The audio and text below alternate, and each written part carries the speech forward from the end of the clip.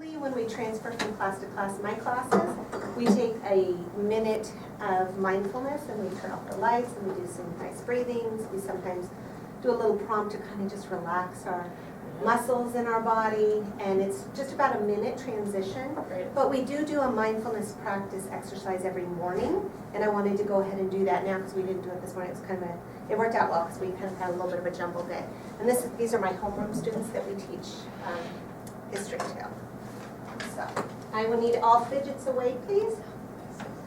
Sure. Thank you. All right. Let's take a moment and just listen, okay? This one's called Being a Pilgrim. To journey without being changed is to be a nomad. To change without journeying is to be a chameleon. To journey and to be transformed by the journey is to be a pilgrim. Okay, so think about those three things. Okay, if you are journeying without change, you're a nomad. If you're changing without making a journey, you're a chameleon. But if you're making a journey and being transformed by that journey, you're a pilgrim. Okay? We all start out as pilgrims, wanting to journey and hoping to be transformed by the journey. But just as it's impossible when listening to an orchestra to hear the whole of the symphony for very long before we're drawn to hear only the piano or the violin, in just this same way, our attention to life slips and we experience people and places without being affected by their wholeness. Sometimes, feeling isolated and unsure, we change or hide what lives within us in order to please or to avoid others. The value of this insight is not to use it to judge or berate ourselves, but to help one another to see that the integrity is in the unending process of letting our inner experience and our outer experience complete each other, in spite of our very human lapses. So we talked, remember the exercise we did yesterday, about how our inner experience and our outer experience can be more connected and we don't feel so lonely, even if we're sitting all alone with not people around us, right? That's what they're talking about. I understand these things so well because I violate them so often. Yet I, as you, consider myself a pilgrim of the deepest kind, journeying beyond any one creed or tradition into the compelling, recurring space in which we know the moment and are changed by it. Mysteriously as elusive as it is, this moment, where the eye is what it sees, where the heart is what it feels, this moment shows us that what is real is sacred. So I'd like you to find your centers. Just like we did in yoga this morning, find your centers.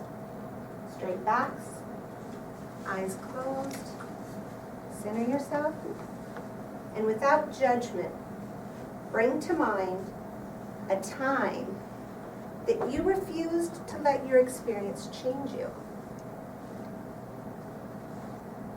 Think about an experience in time where you refused to let that experience change you. Simply sit with that for a moment and feel that time's presence.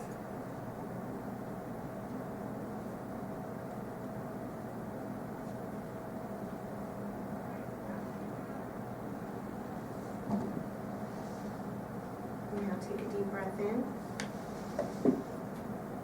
As you're breathing, bring to mind a time that you changed yourself to please or avoid another. And as you're breathing out, slowly, again, simply feel that time's presence. Let's do that one more time. Breathe in, bringing to mind that time that you changed yourself to please someone else. Again, simply breathe out, feeling that time. As you soften your forehead and feel the weight of your eyelids, bring to mind a time that you journeyed forth and were changed by the journey. That somehow you took steps forward towards something that you normally wouldn't. and that you have felt a change come in your life because of taking those steps. Take a moment to feel that experience.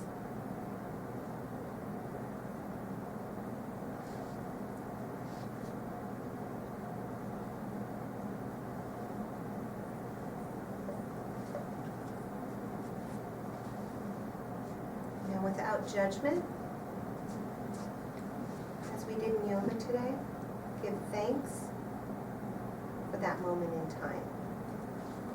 Accept it for all that it is.